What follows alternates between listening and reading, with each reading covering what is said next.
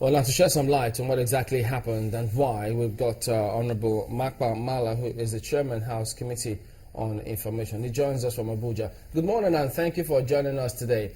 Well, first and foremost, let's get this. You happen to be one of those members suspended by the House. Is that correct? Absolutely, you're right. Okay, tell us then. What happened?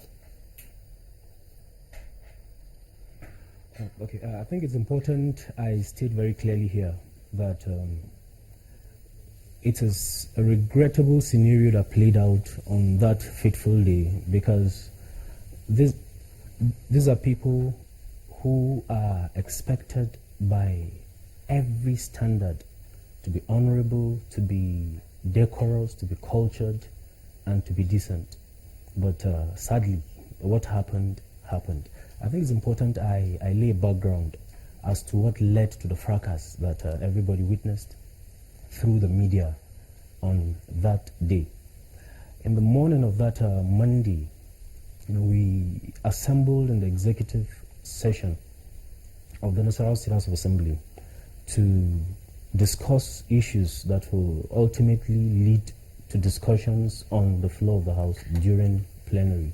But before that Monday, the Friday before Monday, there was an announcement on air by the Commissioner for Local Government and Chieftaincy Affairs of Nasarawa State that the government of Nasarawa State has decided to appoint sole administrators. That was after the expiration of the tenure of the elected local government chairman and the local government councils.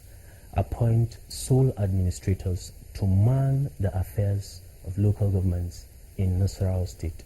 Now, this act was greeted by surprise on the part of the Assembly, and I can assure you that it was a unanimous surprise.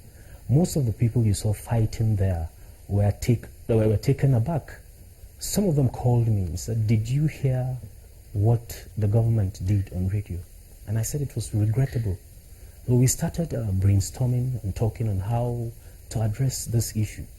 And from what I gathered from my colleagues, everyone resented that decision because it was an affront on the Assembly. How can a chief executive of a state appoint sole administrators in a democratic dispensation? We've prided ourselves as a state to be a state that is built on the principle of constitutional democracy, hinged on the rule of law. We've touted this all the time. How can this be happening in Nasarawa State and without recourse to the Assembly? Now, we kept talking until we received a message on Saturday that the executive governor of Nasarawa State, Alhaji Umaru Tanko Al-Makura, wanted to have a meeting with the Assembly on Sunday, the day after, in Abuja, Nikon Hilton Hotel, now Transcorp Hilton Hotel. Now, some of us received this invitation with a pinch of salt. We smelled something fishy about this meeting.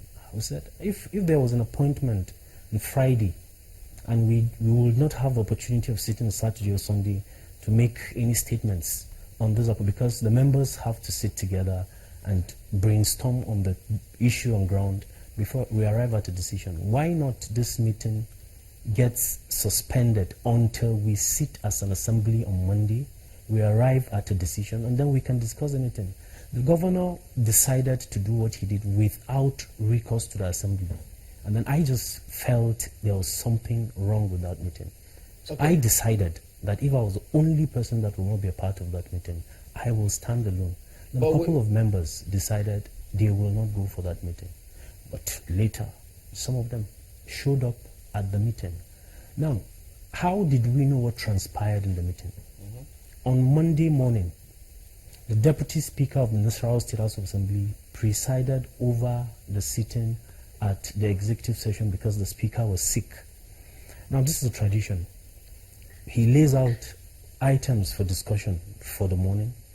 We comment on those items, agree on what to discuss at plenary, and then we move on to hold our plenary for the day.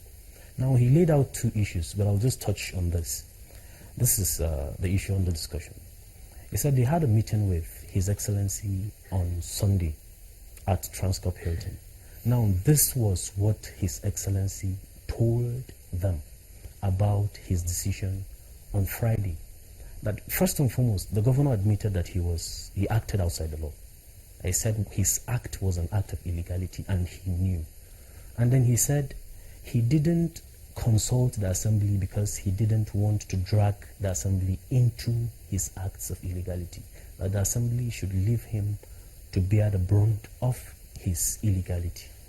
And, you know, when comments started flowing, we discovered that most of the members who attended that meeting were speaking in favor of this flagrant act of affront at our laws, our constitution, the laws of Nasarawa state, and the principle of the rule of law. When we listened to them and we knew that there was a plan to allow this illegality to continue, I can remember clearly I stood up at the executive session and I said, Mr. Deputy Speaker, I would like to speak. He said, Makpa, go on. I made my position very clear. We are lawmakers.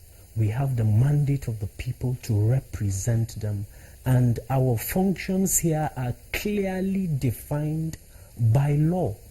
When we were inaugurated on the 9th of June 2015, we swore on the floor of this house to uphold, protect, and defend the Constitution of the Federal Republic of Nigeria 1999, laws of Nasarawa State, and the rules of the Nasarawa State House of Assembly.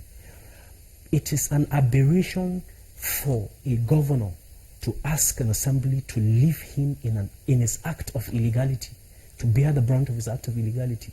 Now, Nasarawa State is a state that is filled with very smart, intelligent people, brilliant lawyers, commentators, political analysts. These people are out there watching to see what the reaction of the assembly will be. All right, we should move beyond personal interest